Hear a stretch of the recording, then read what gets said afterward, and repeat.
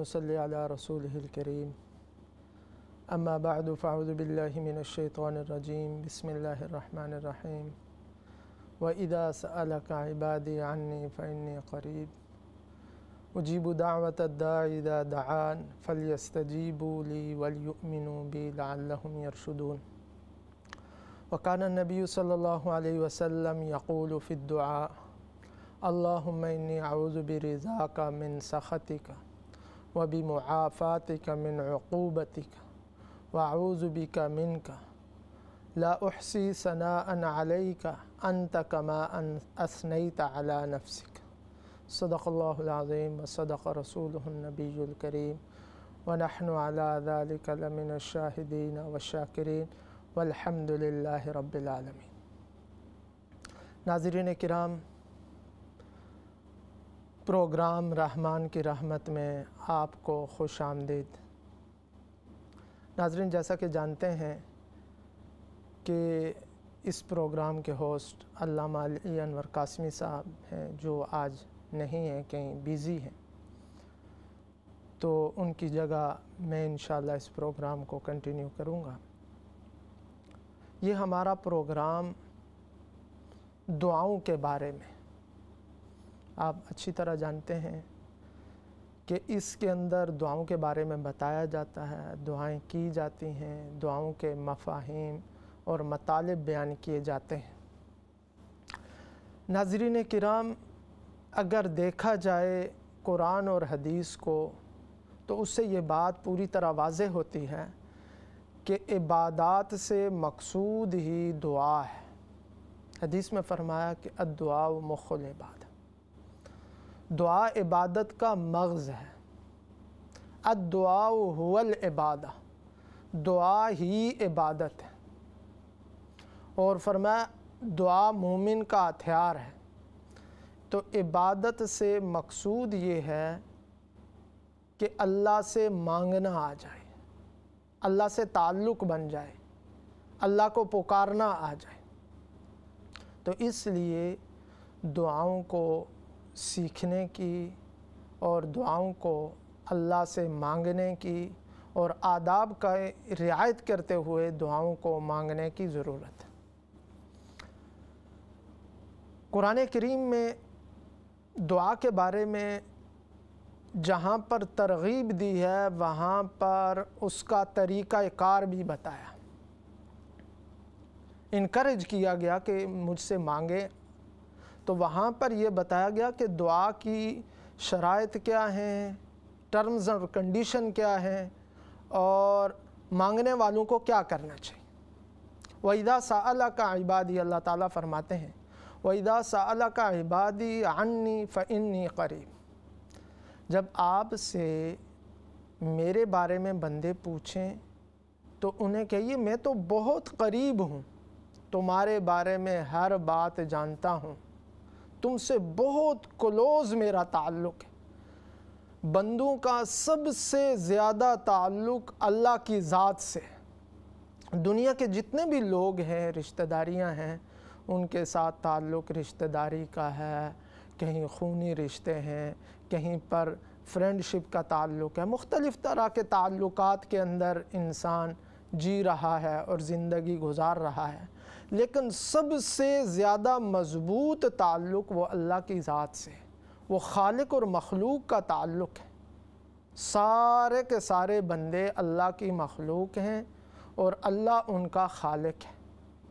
और खालिक अपनी मखलूक के बारे में बहुत अच्छी तरह जानता है, क्या चीज़ उसके लिए बेहतर है, क्या चीज़ उसके लिए नुकसानदेह है, किस चीज़ का फ़ायदा उसको आर्जी और टेम्परेरी है और किस चीज़ का फ़ायदा उसको हमेशा मिलने वाला है।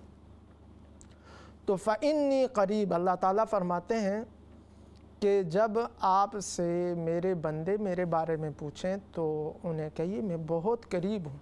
उजीबु दाअवतद्दाइ इज़ा दआन, और जब पुकारने वाला मुझे पुकारता है, कोई भी बंदा मुझे पुकारता है तो मैं उसका जवाब देता हूँ, उसकी दुआ को कबूल करता हूँ। कबूलियत के माने हदीस के अंदर बयान किए गए हैं قبولیت کا ایک معنی یہ ہے کہ جو چیز اس نے مانگی ہے وہ اس کو عطا کرتا ہوں، یا اس کی وجہ سے، مانگنے کی وجہ سے کوئی آفت اور پریشانی اس سے دور کر دیتا ہوں۔ اور تیسری چیز یہ ہے کہ جو چیز وہ مانگتا ہے اس کے بدلے میں آخرت کے اندر اجر اور بدلہ دے دیتا ہوں۔ چنانچہ دوسری حدیث میں فرمایا کہ جب انسان آخرت کے اندر دیکھے گا اجر اور بدلے کو جو اس کو دعاؤں کے بدلے میں مل رہا ہوگا، تو وہ تمنا کرے گا کاش دنیا کے اندر میری کوئی دعا بھی قبول نہ ہوئی ہوتی، اس کا بدلہ دنیا کے اندر نہ دیا گیا ہوتا، آخرت کے اندر آج مجھے اتنا اجر اور بدلہ ملتا۔ تو اللہ تعالیٰ نے وعدہ فرمایا جو کوئی مجھے پکارتا ہے میں اس کی پکار کا جواب دیتا ہوں۔ فَلْيَسْتَجِيبُوا لِي، آگے بڑا عمدہ انداز میں اللہ تعالیٰ نے فرمایا فَلْيَسْتَجِيبُوا لِي، ان کو بھی میری بات ماننی چاہیے، میرے احکامات کو پورا کرنا چاہیے، میری اطاعت کرنی چاہیے، میں جس چیز کا حکم کروں اس کو پورا کرنا چاہیے اور جس سے منع کروں اس سے رکنا چاہیے۔ وَلْيُؤْمِنُوا بِي، اور میرے اوپر ایمان لانا چاہیے، لَعَلَّهُمْ يَرْشُدُونَ، تاکہ وہ سیدھے راستے پر آ جائیں، تاکہ وہ ہدایت کو پا لیں۔ تو یہ قرآن نے دعا کرنے کا ضابطہ اور دعا کی قبولیت کا طریقہ کار اور دستور بتایا۔ اسی طرح نبی کریم صلی اللہ علیہ وسلم کی زندگی کو اگر دیکھا جائے تو آپ صلی اللہ علیہ وسلم نے بہت سی دعائیں مانگی ہیں، دعائیں کی ہیں اور بتائی ہیں۔ چنانچہ علماء نے اس موضوع پر مختلف کتابیں مرتب کی ہیں، جن میں حصن حسین مشہور کتاب ہے جس کے اندر نبی کریم صلی اللہ علیہ وسلم کی دعاؤں کو جمع کیا گیا۔ اسی طرح کتب احادیث میں ابواب الادعیہ، نبی کریم صلی اللہ علیہ وسلم سے منقول وہ دعائیں جو آپ صلی اللہ علیہ وسلم نے مختلف مواقع پر کی ہیں وہ جمع کی گئی۔ اس سے معلوم یہ ہوتا ہے کہ نبی کریم صلی اللہ علیہ وسلم نے دعائیں کرنے کا طریقہ اور سلیقہ سکھایا۔ انہی دعاؤں کو ہم بیان کرتے رہتے ہیں ہمارے ویکلی اس پروگرام میں۔ آج کی دعا جو ہم ڈسکس کرنے جا رہے ہیں اور دعا کرنے جا رہے ہیں، اللہ تعالیٰ اس دعا کو ہمارے حق میں، ناظرین کے حق میں اور ساری امت کے حق میں قبول فرمائے۔ وہ ایک دعا، اہم دعا جو آج ہم نے منتخب کیا، اس کے بارے میں بات ہوگی، دعا کی جائے۔ وہ دعا یہ ہے، نبی کریم صلی اللہ علیہ وسلم دعا یہ مانگا کرتے تھے، اللہم انی اعوذ برضاک من سخطک، اے اللہ تعالیٰ، اے باری تعالیٰ، میں تیری رضامندی کے ذریعے تیری ناراضگی سے پناہ مانگتا ہوں، وَبِمُعَافَاتِكَ مِنْ عُقُوبَتِكَ، اور تیری عافیت کے ذریعے میں تیری سزا سے پناہ مانگتا ہوں، وَأَعُوذُ بِكَ مِنْكَ، اے باری تعالیٰ میں تجھ ہی سے پناہ مانگتا ہوں۔ اللہم لا احصی ثناء علیک، اے اللہ میں تیری ثنا، تیری تعریف نہیں کر سکتا، انت کما اثنیت علی نفسک، جیسا کہ تو نے اپنی تعریف کی۔ یہ دعا جس کے بارے میں آج بات ہوگی، دعا کی جائے گی، اللہ تعالیٰ اس دعا کو ہمارے حق میں، آپ کے حق میں، سننے دیکھنے والوں کے حق میں، ساری امت کے حق میں اس دعا کو مقبول اور منظور فرمائے، اور جن چیزوں سے پناہ مانگی گئی ہے ان سے ہمیں بچنے کی توفیق عطا فرمائے، اللہ تعالیٰ ان سے ہمیں بچائے، اور جو چیزیں مانگی گئی ہیں وہ چیزیں اللہ تعالیٰ ہمیں اور آپ کو عطا فرمائے۔ تو نبی کریم صلی اللہ علیہ وسلم کی زندگی کو اگر دیکھا جائے تو آپ صلی اللہ علیہ وسلم نے مختلف مواقع پر دعائیں کی ہیں اور دعائیں کرنے کا طریقہ اور سلیقہ بتایا۔ اب اس دعا کے بارے میں روایات میں آتا ہے، دو روایات اس بارے میں آئی ہیں بطور خاص۔ حضرت عائشہ رضی اللہ عنہا سے روایت ہے کہ میں نے ایک مرتبہ نبی کریم صلی اللہ علیہ وسلم کو اپنے حجرہ مبارک میں نہیں پایا رات کے وقت، تو میں اٹھی اور آپ صلی اللہ علیہ وسلم کو تلاش کرنے لگی۔ تو اس وقت ظاہر لائٹ تو نہیں تھی، کوئی چراغ فوری طور پر جلایا نہیں جا سکا، تو حضرت عائشہ رضی اللہ عنہا نے ہاتھ سے ٹٹولا تو آپ صلی اللہ علیہ وسلم کے قدموں پر آپ کے ہاتھ پڑے۔ تو حضرت عائشہ رضی اللہ عنہا فرماتی ہیں کہ آپ صلی اللہ علیہ وسلم سجدے میں تھے، آپ کے پاؤں مبارک کھڑے تھے، تو آپ صلی اللہ علیہ وسلم یہ دعا اللہ سے مانگ رہے تھے، یہ دعا کر رہے تھے، اللہم انی اعوذ برضاک من سخطک وبمعافاتک من عقوبتک واعوذ بک منک اللہم لا احصی ثناء علیک انت کما اثنیت علی نفسی۔ یہ دعا آپ صلی اللہ علیہ وسلم سجدے کی حالت میں اللہ سے مانگ رہے تھے۔ ایک روایت کی ہے، تو اس سے معلوم یہ ہوا کہ جتنی دعائیں، اور یہ دعا یہ نوافل نمازوں کے اندر سجدے کے اندر کی جا سکتی ہیں اور کرنی چاہیے۔ اس دعا کو بطور خاص سجدے کے اندر، نوافل کے اندر اللہ سے دعا کی جائے۔ اور یہ نماز تہجد کی نماز تھی، ظاہر رات کا وقت تھا، اور نبی کریم صلی اللہ علیہ وسلم رات کو بیدار ہو کر تہجد کی نماز پڑھا کرتے تھے، تو آپ صلی اللہ علیہ وسلم اس دعا کو تہجد میں پڑھ رہے تھے اور اللہ سے مانگ رہے تھے۔ تو لہٰذا اس دعا کو مانگنا چاہیے نماز کے بعد بھی، نماز کے اندر بھی، اور مختلف مواقع پر جہاں پر آدمی کو موقع ملے تو اس دعا کو مانگنا چاہیے۔ دوسری روایت حضرت علی رضی اللہ عنہ سے ہے، وہ کہتے ہیں کہ نبی کریم صلی اللہ علیہ وسلم کو میں نے دیکھا کہ آپ صلی اللہ علیہ وسلم وتر کے اندر اس دعا کو پڑھ رہے تھے اور اس دعا کو مانگ رہے تھے۔ تو وتر کی جو تیسری رکعت ہوتی ہے دعائے قنوت، اس کے اندر بطور خاص دعا کی جاتی ہے، لہٰذا اس کے اندر بھی اس دعا کو مانگا جا سکتا ہے، پڑھا جا سکتا ہے، اور نبی کریم صلی اللہ علیہ وسلم کا طریقہ۔ اسی طرح مختلف صحابہ کرام سے منقول ہے کہ آپ صلی اللہ علیہ وسلم بعض اوقات نماز کے بعد اس دعا کو اللہ سے مانگا کرتے تھے۔ تو یہ اس کے مواقع ہیں جو بطور خاص اس دعا کو مانگنے، ایک یہ ہے کہ نوافل کے اندر سجدے میں، اور بطور خاص تہجد کی نماز میں، دوسرا یہ ہے کہ وتر کی نماز میں، اور تیسرا یہ ہے کہ فرض نمازوں کے بعد، جیسا کہ نبی کریم صلی اللہ علیہ وسلم کی عادت مبارکہ تھی کہ فرض نمازوں کے بعد مختلف دعائیں کیا کرتے تھے، ان میں سے ایک دعا یہ بھی تھی۔ تو لہٰذا اس دعا کو ان مواقع میں بطور خاص کرنا چاہیے۔ اللہ تعالیٰ اس دعا کو ہمارے حق میں قبول فرمائے، ساری انسانیت، ساری امت کے حق میں قبول فرمائے۔ ناظرین کرام، جیسا کہ ہم دعاؤں کے بارے میں بات کرتے رہتے ہیں کہ نبی کریم صلی اللہ علیہ وسلم کو اللہ تعالیٰ نے ایک صفت عطا فرمائی جوامع الکلم کی، کہ آپ صلی اللہ علیہ وسلم مختصر الفاظ ارشاد فرماتے اور ان کے اندر معانی کی ایک کائنات ہوتی، جیسے کہ دعاؤں کے اندر بطور خاص اس بات کا اظہار ہوتا ہے اور سمجھ میں آتا ہے۔ اب اسی دعا کو دیکھیے، جتنی بھی دعائیں آپ صلی اللہ علیہ وسلم نے کی ہیں ان کے اندر سب کچھ آپ صلی اللہ علیہ وسلم نے مانگ لیا، اور یہ ہمیں بتلایا ہے کہ تعلیم دی ہے کہ جب بھی اللہ سے مانگو تو اللہ سے اپنے لیے سب کچھ مانگ لو۔ ظاہر ہے ہم محتاج ہیں، ہم ضرورت مند ہیں، ہر لمحہ ہمیں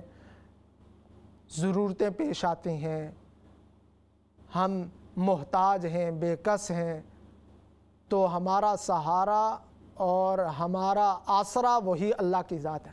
لہٰذا جب بھی اللہ سے مانگو تو سب کچھ مانگ لو، جیسا کہ کلام اللہ شریف کے اندر فرمایا ربنا آتنا فی الدنیا حسنہ وفی الآخرۃ حسنہ وقنا عذاب النار، کہ دنیا کی بلائی، آخرت کی بلائی اور جہنم سے حفاظت۔ تو یہ قرآن و حدیث کی جو دعائیں ہیں وہ دعائیں اتنی جامع ہیں کہ مختصر الفاظ میں سب کچھ مانگ لیا جاتا ہے۔ لہٰذا جب بھی ہم دعا کریں تو ہم اپنی حاجات کو اپنی زبان میں ضرور مانگیں، جو کچھ دل میں ہے، جو کچھ تمنا ہے، خواہشات ہیں اور ضروریات ہیں، ساری کی ساری مانگیں، لیکن اس کے ساتھ اس بات کا اہتمام کرنا چاہیے کہ جو قرآن و حدیث کی دعائیں وہ بھی ساتھ مانگ لیں، تاکہ ہماری دعائیں جامع ہو جائیں۔ جو چیز ہمارے لیے ضرورت کی ہے، جو چیز ہمارے لیے اہم ہے، جس چیز کا ہمیں فائدہ ہوگا دنیا اور آخرت میں، وہ بھی تاکہ ہم مانگنے والے بن جائیں۔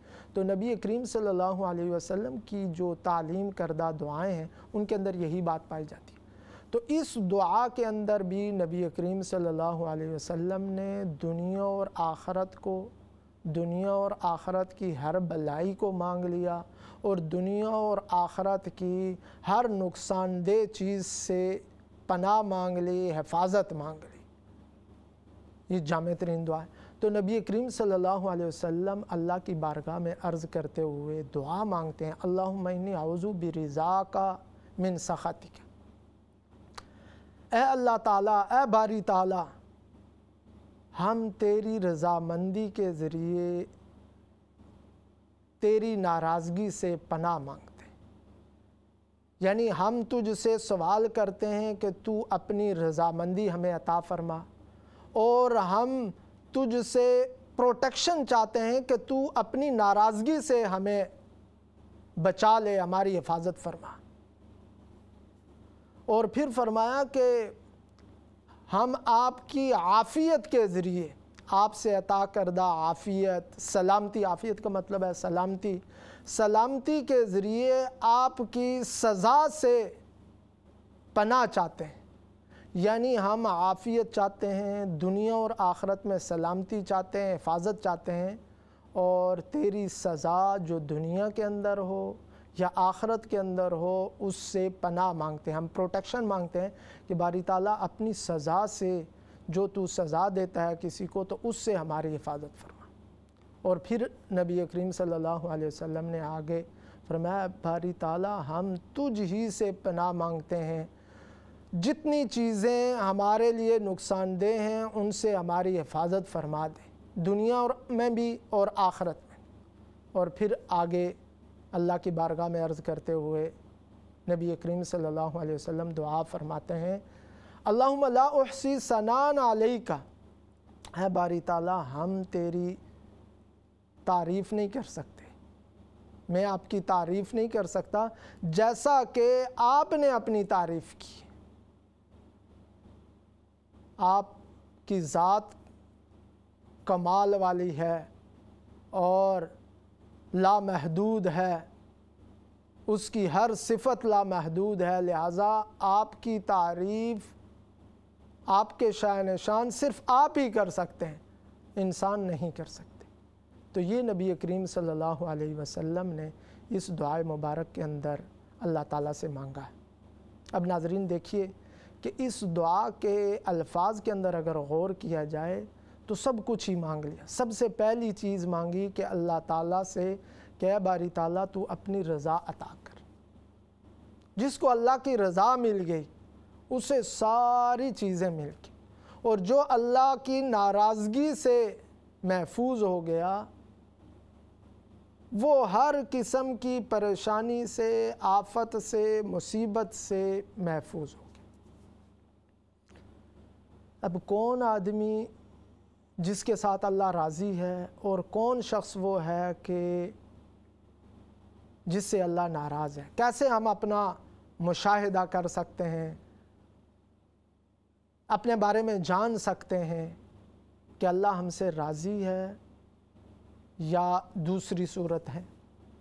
تو اس کا آسان طریقہ یہ ہے کہ رضا اللہ تعالیٰ کی، وہ اللہ تعالیٰ تک پہنچنے کا جو راستہ ہے اس پر چلا دینا۔ رضا کا مطلب یہ ہے، مفہوم یہ ہے کہ اللہ تک پہنچنے کا جو راستہ ہے جنت ہے۔ جنت کو اچھی طرح سمجھ لیجئے کہ جنت عمومی طور پر لوگ سمجھتے ہیں کہ جنت صرف راحت کا نام ہے، جنت صرف آرام کا نام ہے۔ جنت کے اندر راحتیں بھی ہیں، آرام بھی ہے، سب کچھ ہے، لیکن جو سب سے عظیم ترین مقام ہے وہ اللہ کی رضا ہے۔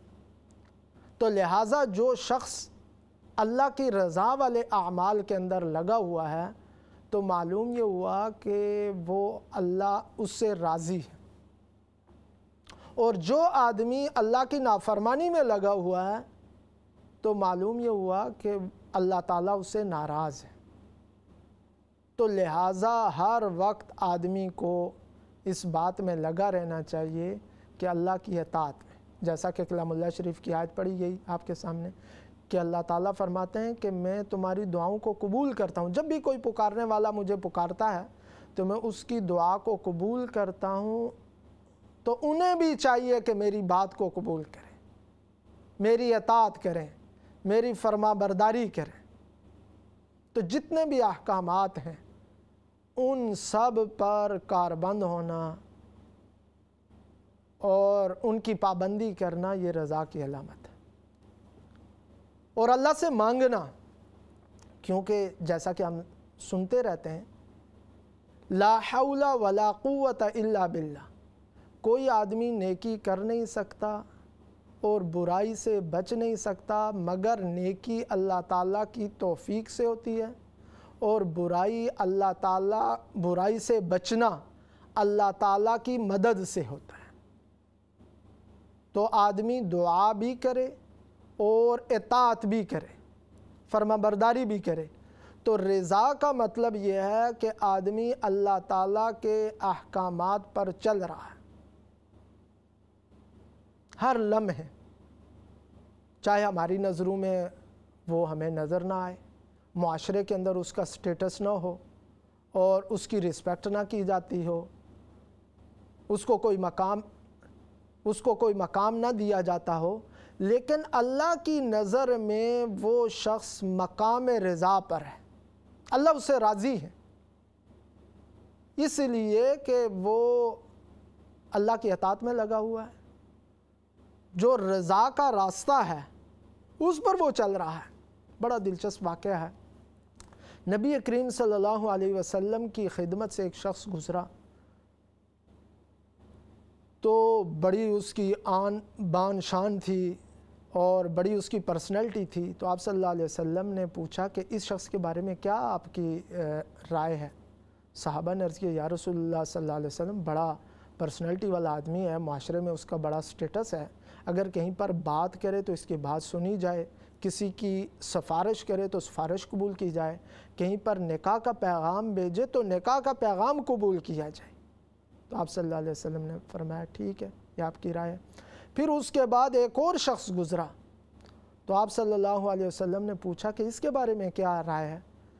تو کہنے لگے یا رسول اللہ صلی اللہ علیہ وسلم، ایسا آدمی ہے کہیں بات کرے تو کوئی بات سننے کے لیے تیار نہیں ہے، کسی کی سفارش کرے تو سفارش اس کی قبول نہیں ہوگی، کہیں پر نکاح کا پیغام بھیجے تو کوئی پوزیٹیو جواب نہیں آئے گا۔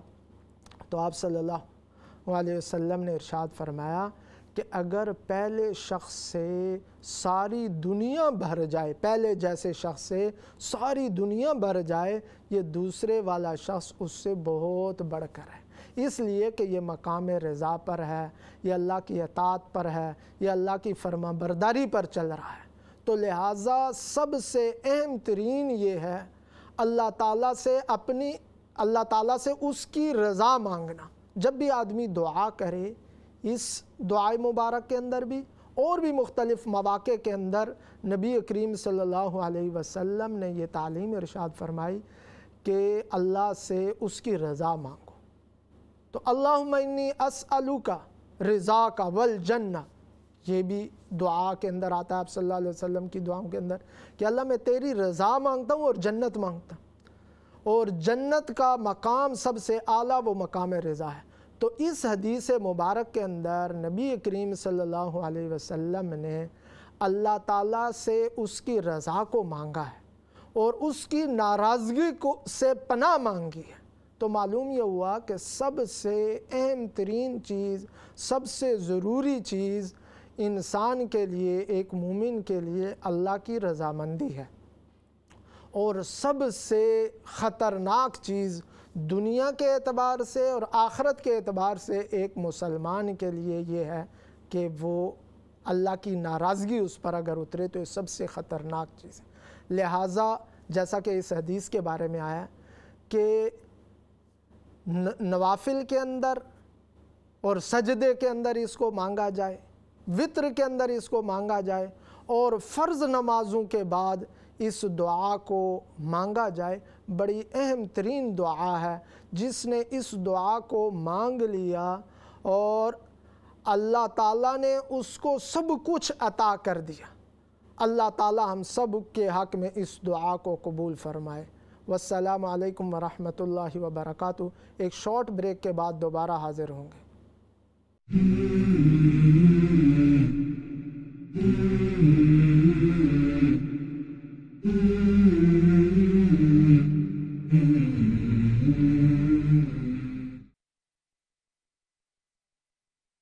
वबरकातुहू।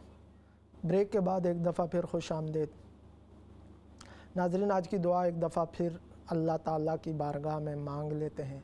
अल्लाहुम्मा इन्नी आऊज़ु बिरिज़ाका मिन सख़तिका व बिमुआफ़ातिका मिन उक़ूबतिका व आऊज़ु बिका मिनका ला उहसी सनाअन अलैका अंत कमा असनैत अला नफ्सिक। इस दुआ मुबारक के अंदर नबी करीम सल्लल्लाहु अलैहि वसल्लम ने अल्लाह ताला से दुनिया और आखिरत की हर भलाई को मांग लिया है। इस दुआ के बारे में बात चलती रहेगी और अब हमारा लाइव सेशन भी शुरू हो चुका है। अगर इस दुआ के मुताल्लिक या कोई भी दीनी मसला आपने पूछना हो या कोई बात करनी हो तो लाइव कॉल कर सकते हैं। नंबर स्क्रीन पर आ रहा है, आप वहां से कॉल कर सकते हैं, आपकी बात का जवाब दिया जाएगा। तो नाज़रीन, नबी करीम सल्लल्लाहु अलैहि वसल्लम ने जितनी दुआएं मांगी हैं उन दुआओं का मकसद ये है कि अल्लाह ताला से हमें मांगना सिखा दे, दुआ सिखा दे। जैसा कि आप सल्लल्लाहु अलैहि वसल्लम ने इरशाद फरमाया, सल्लू कमा रायतुमूनी उसल्ली, नमाज ऐसे पढ़ो जैसा कि नमाज पढ़ते मुझे देखते हो। नमाज के बारे में है और भी शरीयत के जितने भी अहकामात हैं उन सब के बारे में ये हुक्म है कि वो ऐसे अदा करो, वो ऐसे पूरा करो जैसा कि आप सल्लल्लाहु अलैहि वसल्लम को करते देखा है, यानी आपके बारे में मालूम हुआ है कुरान और हदीस से, उसी तरह करो। इसी तरह दुआ के बारे में ये हुक्म है। हमें समझना चाहिए, जानना चाहिए, अमल करना चाहिए कि अल्लाह से उसी तरह मांगें जैसा कि नबी करीम सल्लल्लाहु अलैहि वसल्लम ने अल्लाह से मांगा है।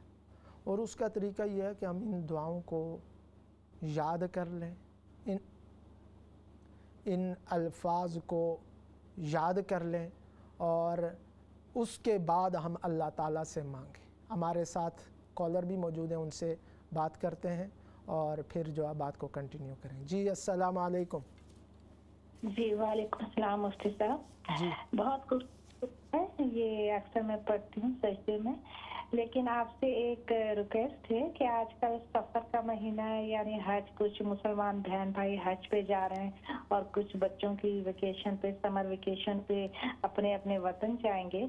तो प्लीज़ ये सफ़र की जो इम्पोर्टेंट दुआएं हैं वो भी आप बता दें कि घर से निकलते वक्त और सफ़र के दौरान और जब अपनी मंजिल पर पहुँचे तो वो सफ़र भी उसमें बरकत पैदा हो।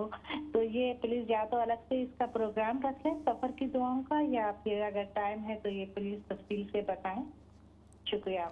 जी बहुत बहुत शुक्रिया। आपने सवाल भी किया और एक मशवरा भी दिया है। यकीनन ये मशवरा काबिल अमल है और इस पर अमल करना चाहिए। अब उसके बारे में मैं थोड़ी सी इन्फॉर्मेशन दे दूँगा कि हज के बारे में तो दुआओं किताबों के अंदर मौजूद हैं। चूँकि हज एक अहम तरीन अमल है तो इसलिए हज के बारे में जितनी भी दुआएं वो उन किताबों से देखकर याद की जाएं। और अगर याद करना मुश्किल हो तो आदमी अपने साथ वो बुक रख ले, जो भी मुस्तनद अथेंटिक बुक आदमी को अवेलेबल हो, तो वो सफ़र के दौरान और हज के दौरान और हज के जितने मनासिक हैं उनकी बहुत सारी दुआएं हैं, उन दुआओं को वहाँ पर पढ़ने की, मांगने की कोशिश करें।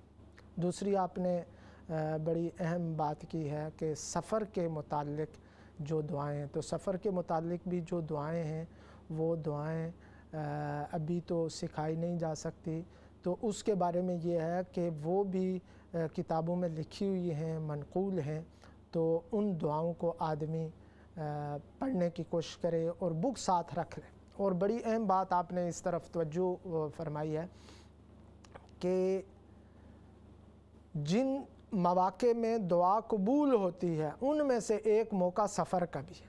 جو لوگ ہالیڈیز پر جا رہے ہیں، اپنے علاقوں میں جا رہے ہیں، اپنے ممالک میں جا رہے ہیں، تو یہ سفر صرف انجوائمنٹ کا نہیں ہونا چاہیے، یہ سفر قبولیت کا بنانا چاہیے۔ تو بڑی عمدہ بات آپ نے کی ہے کہ سفر کی دعائیں آدمی پڑھ لے۔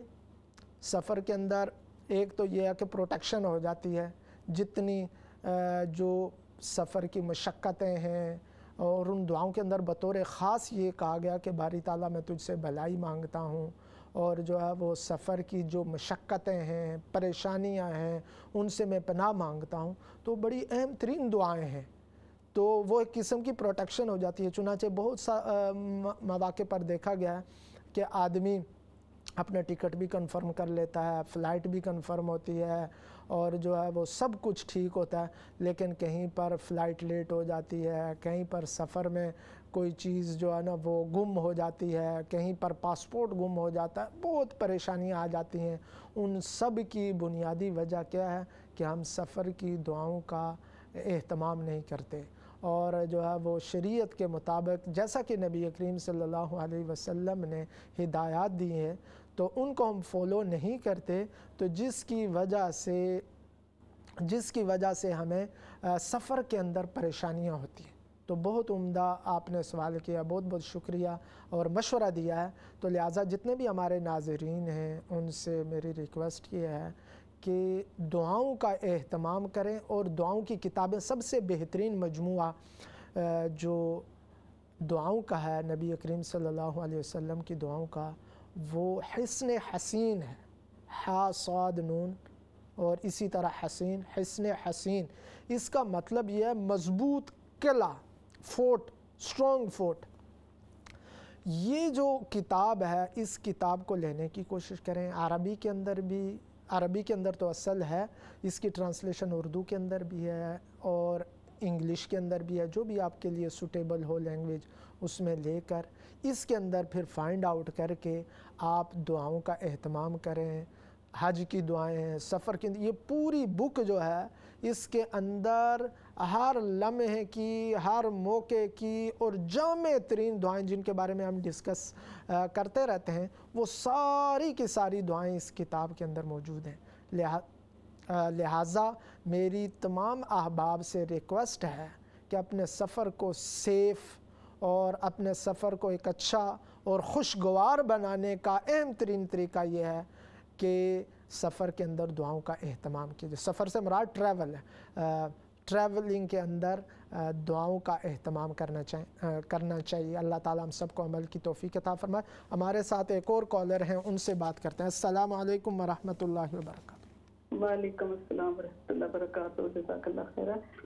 مفتی صاحب، میں نے یہ سوال کرنا تھا کہ کیا سجدے میں بھی ہم دعا کر سکتے ہیں؟ اگر کوئی مثال کے طور پہ کوئی عربی کی دعا نہیں کوئی ایک دم سے یاد آتی تو کیا دل میں اردو میں دعا یا اپنی لینگویج میں دعا مانگ سکتے ہیں؟ اور سجدے کی جو تسبیح ہے یہ کتنی زیادہ سے زیادہ کتنی دیر تک کر سکتے ہیں؟ میرا یہ سوال تھا، جزاک اللہ خیر۔ السلام علیکم ورحمۃ اللہ وبرکاتہ۔ وعلیکم السلام ورحمۃ اللہ وبرکاتہ۔ بہت اچھا سوال کیا آپ نے کہ سجدے میں دعا کر سکتے ہیں، تو اس کا جواب یہ ہے کہ سجدے میں دعا کر سکتے ہیں۔ خود نبی کریم صلی اللہ علیہ وسلم سے متعدد مواقع میں منقول ہے۔ البتہ یہ بات ذہن میں رکھنا چاہیے کہ صرف نوافل میں دعائیں کی جا سکتی ہیں۔ جو فرض نماز ہوتی ہے وہ مختصر ہوتی ہے، جماعت کے ساتھ آدمی پڑھتا ہے، تو اس کے اندر یہ دعائیں منقول نہیں ہیں۔ نوافل کے اندر دعائیں آدمی کو کرنا چاہیے۔ دوسری بات آپ نے یہ پوچھی کہ کسی بھی زبان کے اندر، تو اچھی طرح سمجھ لیجئے کہ عبادت کی اور جو نماز کی اور جو خطبے کی جو لینگویج ہے وہ صرف عربی ہے، نبی کریم صلی اللہ علیہ وسلم سے عربی کے اندر یہ ساری دعائیں منقول ہیں، تو لہٰذا نماز کے اندر تو اس کی اتباع اور پیروی ضروری ہے، بالکل اسی طرح جس طرح نبی کریم صلی اللہ علیہ وسلم نے دعائیں مانگی ہیں۔ کسی اور لینگویج کے اندر دعا نہیں کر سکتے۔ البتہ نماز کے بعد دعائیں کرنے کا جب آپشن موجود ہے کسی بھی زبان کے اندر، تو لہٰذا اگر ہمیں دعا یاد ہو نبی کریم صلی اللہ علیہ وسلم کی منقولہ دعائیں، تو ہم اسی طرح نماز کے اندر کر سکتے ہیں نمازوں میں۔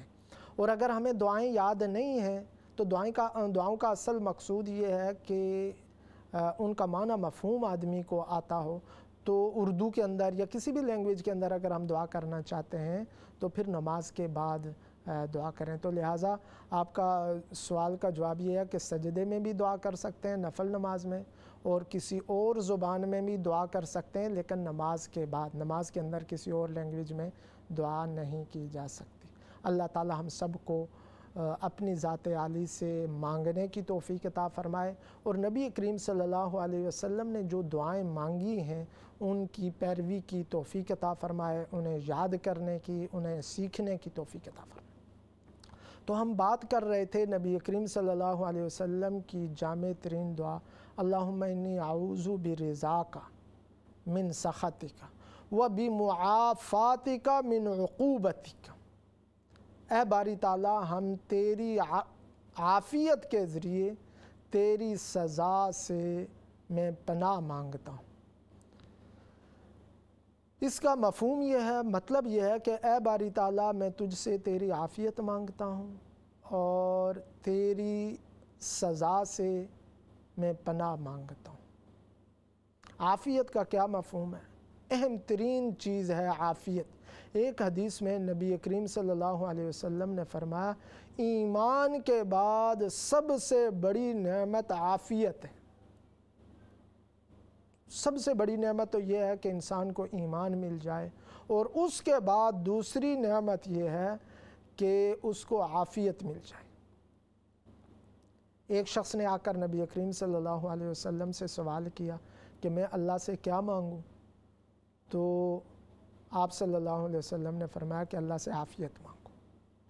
حضرت انس رضی اللہ عنہ سے مروی ہے کہ نبی کریم صلی اللہ علیہ وسلم نے فرمایا کہ اذان اور اقامت کے درمیان جو وقت ہے یہ مقبولیت کا وقت ہے۔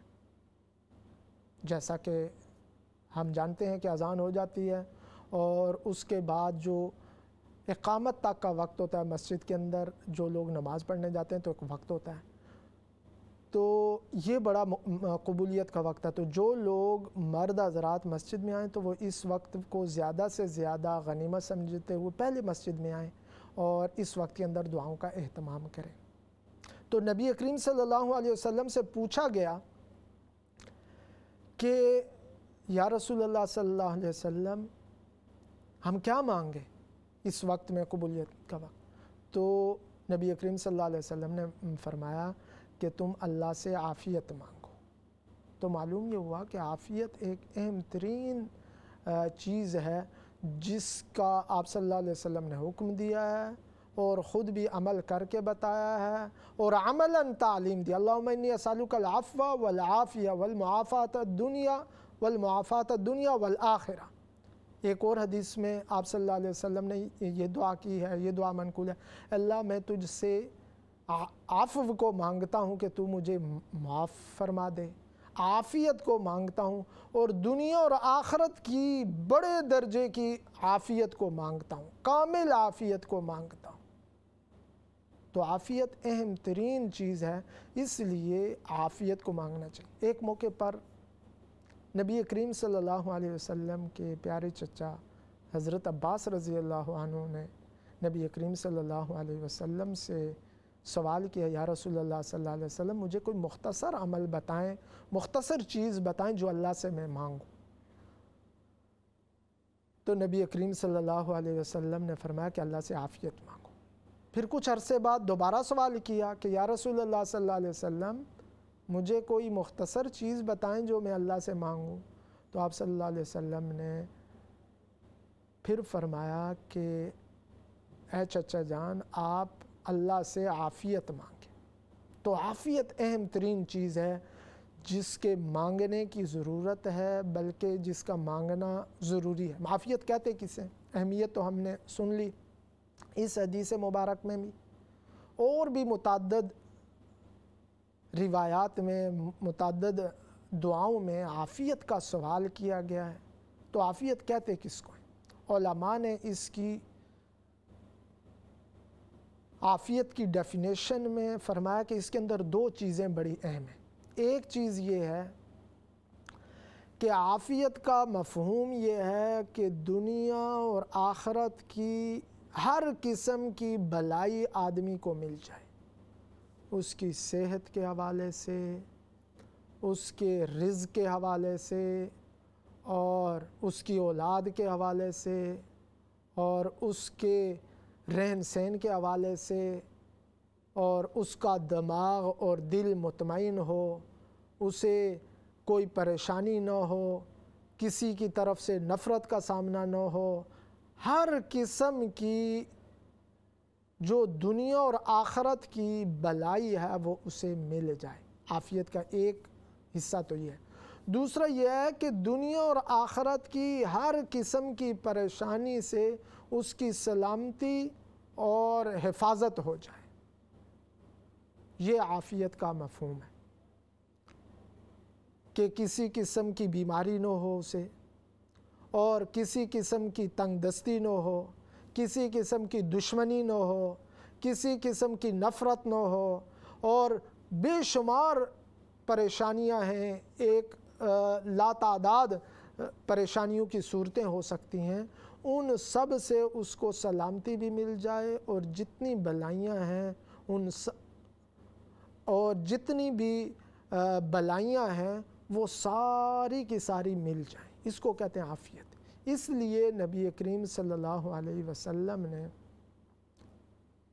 عافیت کی تعلیم دی ہے، اور عافیت کا حکم دیا ہے، اور عافیت کی اللہ تعالیٰ سے مانگنے کی تعلیم دی ہے اس دعا مبارک کے اندر بھی اور مختلف مواقع میں۔ لہٰذا ہمیں بھی چاہیے کہ اگر کوئی مختصر وقت ہو، کہیں پر دعا کا لمبا ٹائم نہ ہو، تو وہاں پر اللہ تعالیٰ سے عافیت مانگ لیں۔ کئی مواقع ایسے ہوتے ہیں کہ جہاں پر آدمی مختصر وقت ہوتا ہے، جیسے مغرب کی اذان اور اقامت میں مختصر وقت ہوتا ہے، اتنا لمبا وقت نہیں ہوتا، تو باقی نمازوں کے اندر لمبا وقت ہوتا ہے، وہاں پر اپنی لمبی دعائیں بھی کر سکتے ہیں، اور جو ہے وہ تلاوت بھی کر سکتے ہیں، بہت مواقع ہوتے ہیں۔ لیکن مغرب کی اذان اور اقامت میں بہت مختصر وقت ہوتا ہے، تو اس موقع پر ہم اللہ تعالیٰ سے عافیت مانگ لیں، اور کسی کو دعا دینی ہو تو اس کو عافیت کی دعا دے دیں، اے باری تعالیٰ تو اسے عافیت عطا کر، اور اپنے لیے مانگنا ہو مختصر وقت میں تو اللہ تعالیٰ سے عافیت مانگیں۔ عمومی طور پر یہ سمجھا جاتا ہے کہ عافیت کا مطلب یہ ہے کہ بس معاملہ ٹھیک ٹھاک ہو جائے اور سہولت ہو جائے، ایسی بات نہیں ہے۔ عافیت ایک بہت وسیع معنی ہے، اتنا وسیع معنی ہے کہ اردو کے اندر اس کی صحیح طرح ٹرانسلیشن بھی نہیں ہو پاتی۔ اس کا عافیت کا مفہوم یہ ہے کہ ہر قسم کی بھلائی مل جائے، اور ہر قسم کی پریشانی سے اور مصیبت سے پروٹیکشن ہو جائے، اس چیز کا نام ہے عافیت۔ اللہ تعالیٰ ہم سب کے حق میں عافیت والا فیصلہ فرمائے، ہم سب کو عافیت عطا فرمائے۔ تو نبی کریم صلی اللہ علیہ وسلم نے اس دعا مبارک کے اندر آگے فرمایا کہ اے باری تعالیٰ تو ہمیں عافیت عطا فرما، اور اپنی سزا سے محفوظ فرما اور پناہ عطا فرما۔ تو جس طرح اللہ تعالیٰ کی رحمت بہت بڑی ہے، اور رحمت بہت وسیع ہے، اور رحمت بہت عظیم ہے، اسی طرح اللہ تعالیٰ کی پکڑ بھی بڑی سخت ہے۔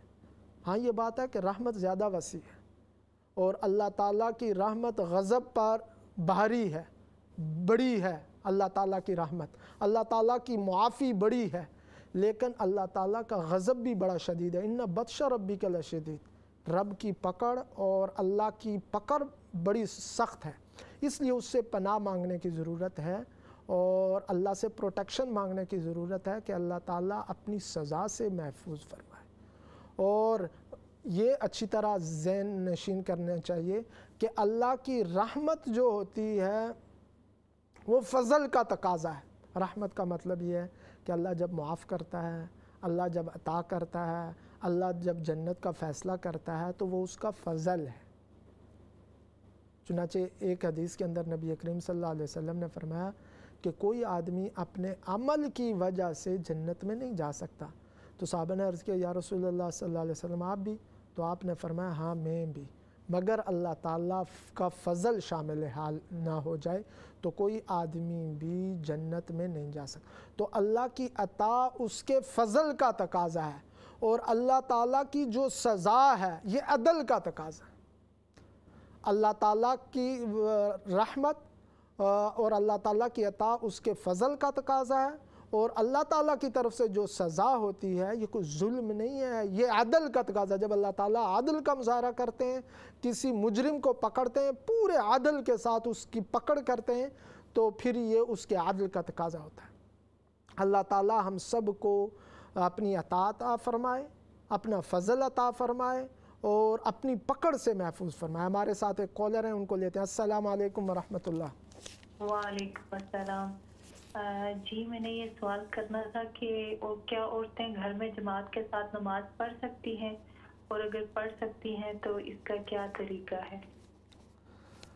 جی بہت اچھا سوال کیا آپ نے کہ عورتیں گھر کے اندر نماز پڑھ سکتی ہیں یا نہیں۔ تو اس کا جواب یہ ہے کہ عورتوں کے لیے یہی حکم ہے کہ گھر کے اندر وہ نماز پڑھیں، اور عورتیں عموماً گھر کے اندر اکیلی ہوتی ہیں، لہٰذا وہ اکیلی ہی نماز پڑھیں۔ اگر کہیں پر ان کی گیدرنگ ہو جائے تو تب بھی اکیلی ہی نماز پڑھیں۔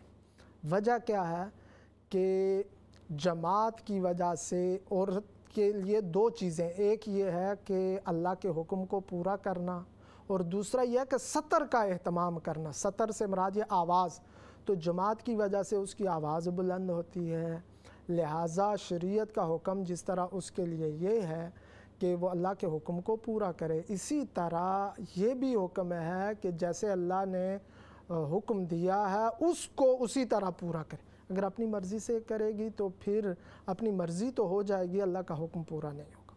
تو یہ بات ہے کہ عورتیں گھر میں عموماً اکیلی ہوتی ہیں تو اکیلی پڑھیں، گیدرنگ ہو جائیں تو جماعت نہ کریں۔ ہاں ایک صورت یہ ہے کہ گھر کے اندر اگر مرد بھی ہوں اور وہ جماعت کا اہتمام کریں، مرد اگر جماعت کے ساتھ پڑھیں تو ان کے پیچھے عورتیں بھی کھڑی ہو جائیں۔ البتہ اس کا طریقہ یہ ہے کہ مرد پہلی صف میں کھڑی ہوں، اس کے بعد پھر جو ہے وہ عورتیں کھڑی ہوں، اور اس کے بعد پھر بچے کھڑے ہوں۔ تو عورتیں گھر کے اندر نماز پڑھ سکتی ہیں، تاکہ ایک مرد اور ایک عورت بھی پڑھ سکتا ہے۔ اگر گھر کے اندر ہسبینڈ وائف دو بندے ہیں تو وہ دونوں بھی جماعت کے ساتھ پڑھ سکتے ہیں، وہ دونوں بھی جماعت کے ساتھ پڑھ سکتے ہیں۔ البتہ اس کی صورت یہ ہے کہ مرد اگلی صف میں کھڑا اور عورت بالکل پیچھے اس کے کھڑی ہو، ساتھ جڑ کر نہ کھڑے ہوں، پیچھے کھڑے ہوں، تو یہ جماعت بھی مرد اور عورت کی ہو سکتی ہے۔ البتہ ایک اس کی کریکشن کر لیں کہ اگر بچے بھی ہوں تو پہلے مرد کھڑے ہوں، پھر بچے کھڑے ہوں، پھر اس کے بعد عورتیں کھڑی ہوں، تو پھر اس طرح جماعت کرنی چاہیے۔ مردوں کے ساتھ شامل ہو کر عورتیں نماز پڑھ سکتی ہیں، اپنی اکیلی عورتوں کی نماز نہیں ہو سکتی۔ ان کے سطر کا مسئلہ ہے، ان کی آواز کا چھپانے کا حکم ہے، لہٰذا اس سے پرہیز کریں۔ تو ہم بات کر رہے تھے نبی کریم صلی اللہ علیہ وسلم کی جامع ترین دعا۔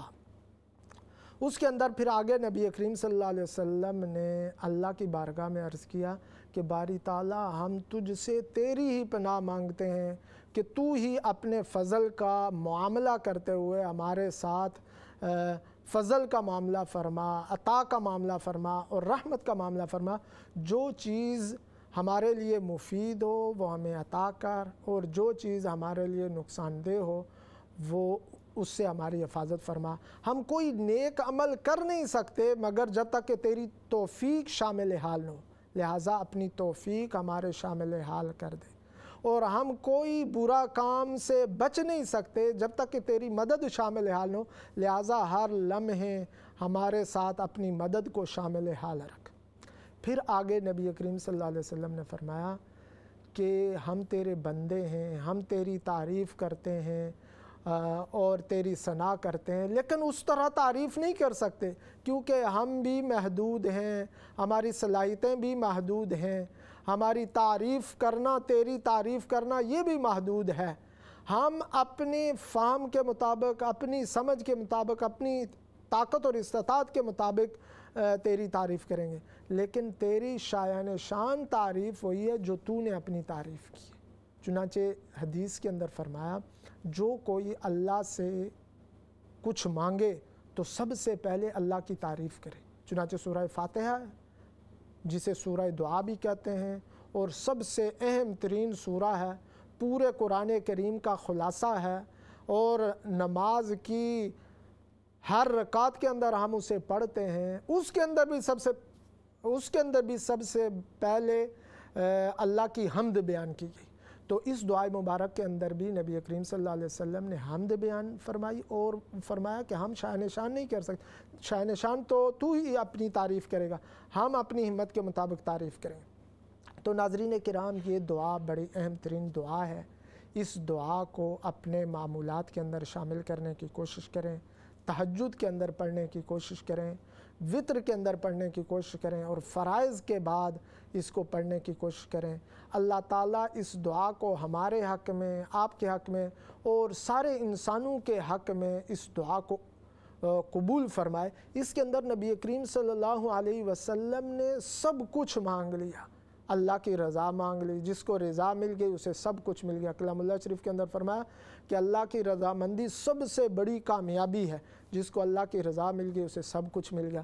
جو اللہ کی ناراضگی سے محفوظ ہو گیا تو وہ ہر قسم کی برائی سے محفوظ، اور سب سے اہم ترین چیز کہ عافیت، جسے عافیت مل گئی تو اسے ساری بلائی مل گئی۔